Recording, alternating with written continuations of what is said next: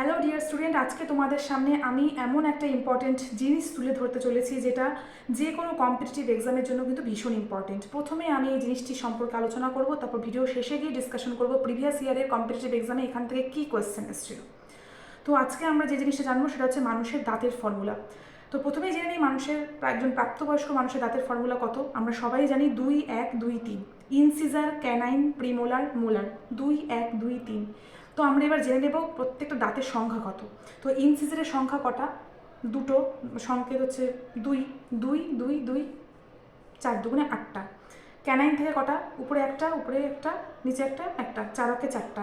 Premolar থেকে দুটো করে, 2, 2, 4 দুগুণে 8টা। মোলার থেকে 3টা, উপরে 3টা, নিচে 3টা, উপরে 3টা, নিচে 3টা। 3, 4, 12টা গেল। এবার টোটালটা কাউন্ট করো, দেখো কটা হচ্ছে? 32টা। এবার শিশুদের দাঁতের সংখ্যা জেনে নিই। 2, 1, 0, 2। তো 2 ওদেরও 4 দুগুণে 8টা। ইনসিজার, ক্যানাইন থেকে একটা করে 4টা। প্রিমোলার ওদের থাকে না, জিরোটা থাকে। আর মোলার থাকে কটা?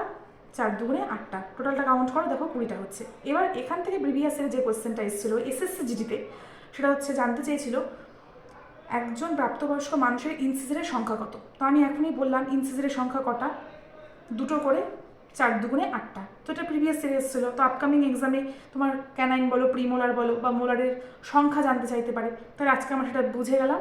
তাহলে এই ভিডিওটি যদি ইনফরমেটিভ মনে হয় তাহলে অবশ্যই চ্যানেলটিকে সাবস্ক্রাইব করে রেখো।